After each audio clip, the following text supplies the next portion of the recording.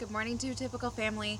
Today is October 1st, and that means it is the first day of Domestic Violence Awareness Month.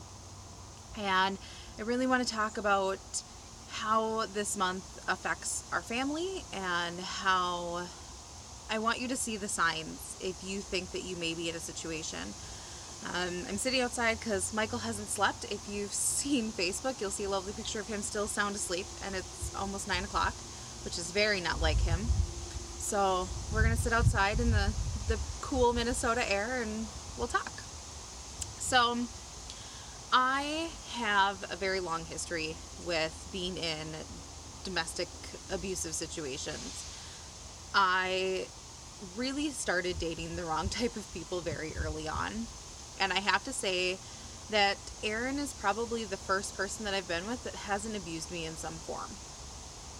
But it's not all about me, it's mostly about the kids, right? So Mia and Michael thankfully has not had to experience domestic violence because he was very young.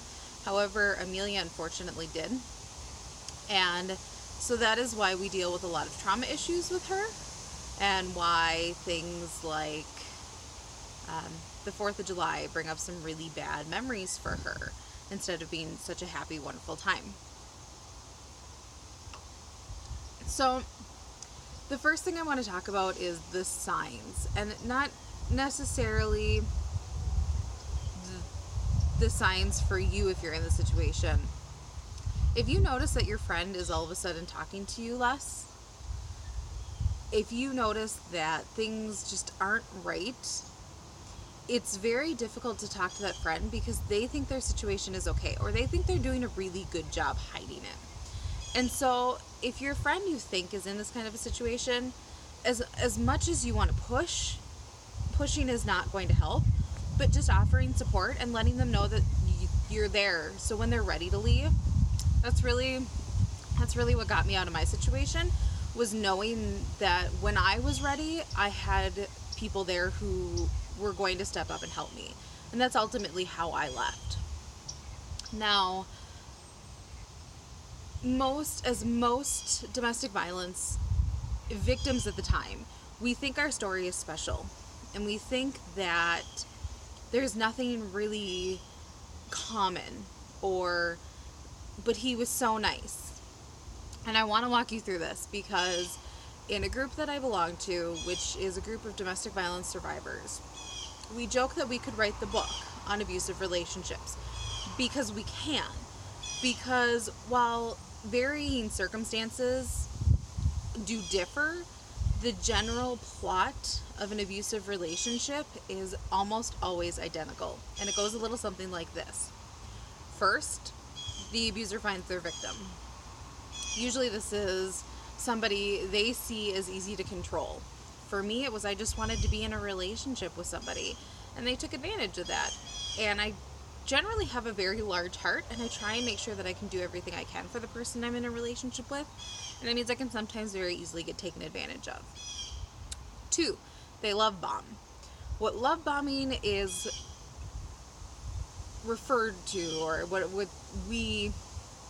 it encompasses, is so they treat you super well, they tell you how much they love you, they're very affectionate, they're very attentive, they are all about how wonderful you are and how wonderful this relationship is. And that's usually the first couple months, at least. And then you're going to start seeing usually some gaslighting. Now, what gaslighting is saying things like, well, you're just crazy. It's not me. If you didn't do that, then I wouldn't do this. It's a lot of making the victim feel like they are actually to blame. And a lot of that happened in my last marriage. There was a lot of, well, if you had done this, then I wouldn't have done that. Or because you didn't do this, now I have failed personally and it's your fault. And I really took it personally, and I felt like that was my fault. Like, as your wife, I'm supposed to help you. And so what am I doing wrong that I'm not helping you? But there was nothing that I could have done better because it was gaslighting. And then they move on to anger. And anger can come verbally, it can come physically, it can come sexually.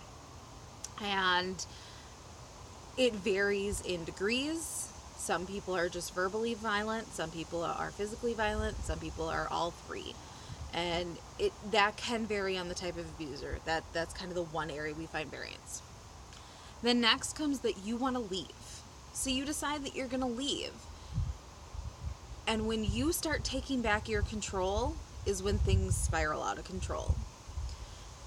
When an abuser tells, or when a victim tells us, don't worry, I'm safe, he knows that I want to leave, but I'm safe, we don't believe them. Never. Because when you tell your abuser you're ready to leave and you're ready to take back some of your control, someone with narcissistic tendencies can't handle that. And so they're going to love bomb again, then they're going to abuse again, and they're going to start this love bomb abuse cycle so that you come back because, oh my gosh, they're going to change, look, they're changing, and then they go right back. And for my ex, it was about an every 2-week cycle that he would do super great and everything would be amazing in our relationship, and then things would come tumbling back down. But then he would immediately go to therapy or get on meds or do something to prove how much he loved me, and then we'd come crashing back down. So it's super typical. And then once you actually leave the situation, usually they will start blasting you to all your friends and family.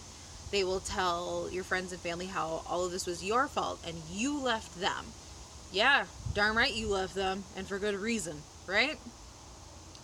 And they will make it seem like it's your fault that the relationship split. It happened here. It happened with all of my friends. And then they're going to try and figure out how to control you from afar. So whether this is with child support, supervision of child, alimony, just any way that they can find to try and continue to control you is what they're going to do. And then eventually you get to a point where they decide you're not worth it and they find their next one. Or they just decide you're not worth it because you've gray rocked them. And what gray rocking is not giving them an emotional response. They want an emotional response when they try and control you from afar. And if you continue to gray rock them and you don't give them any leeway, eventually they just get done. And it's done. And you're alive. The problem is when you don't leave. And so if you're seeing this and if you're in a situation that you're not safe or you feel like this is your story, please contact me and I will help, or I can get you in contact with people who can help. Because as scary as it was, I used to tell Aaron when I left that I almost wanted to go back because I knew what was going to happen. I knew the cycle of abuse. I knew exactly what was coming, when it was coming. And going into the light where things were so very unknown and I didn't know how my life was going to function without this cycle of abuse was very, very scary. But let me tell you, it's pretty freaking amazing. I'm sitting behind my house. I would never have had a house with my ex because money was a control issue. And I bought this house. This is my house. This isn't, now that we're married, it's mine and Aaron's house, but it's my house. This is something that I have to show that I left and I made myself better and I accomplished something. And my kids are happier and they're getting better and they have a new dad who loves them very, very much and doesn't use them as a control pawn, which I appreciate. I really, really hope that someday my ex figures out his life, because I don't think that he is a bad person necessarily. I just think that he has some issues that he needs to work through, and I do believe that there are a select, and I mean select, 1% out of all abusers can change. And I can always hope, but reality says that's probably not going to happen. But that's okay. So there is the cycle of how abuse happens in a relationship and how people kind of get suckered in and then end up staying. So now I want to talk about kids who have dealt with trauma. So Mia has dealt with a lot of trauma. a lot of physical trauma. And she really now pushes people's buttons when she starts to get close to them. Safe people, she treats like crap. I mean, this morning I got called a bitch again. Because I'm her safe person, and Erin is her safe person, and my mom is her safe person, and so she treats us all horribly because she wants to see how far she can push us before we leave or before we abuse her. Kids who are trauma kids want to know who's going to do what to them. Who's going to give them negative attention, who's going to give them positive attention, who's going to hit them, who's not going to hit them, who's going to be there and support them, and who's going to end up ultimately deciding that they're just too difficult, and then they're going to save themselves. And I did this a lot as a teenager, where I would push people away who were actually really close to me. Oh man, it's cold out here. Because I was afraid of getting hurt.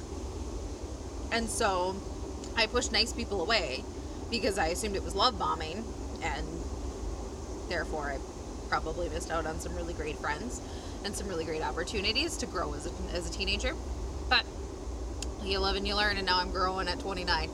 So there's a lot of the trauma issues that we see.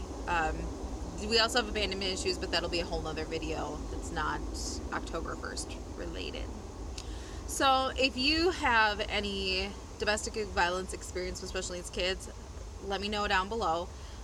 Subscribe and like as always, and I really appreciate you watching this video, and I really appreciate you taking the time to hear my story, and I hope that you share this with somebody who may use it someday or may need it right now. Always know that I'm open and I am willing to help anyone that needs to get out. Thanks guys, have a great day.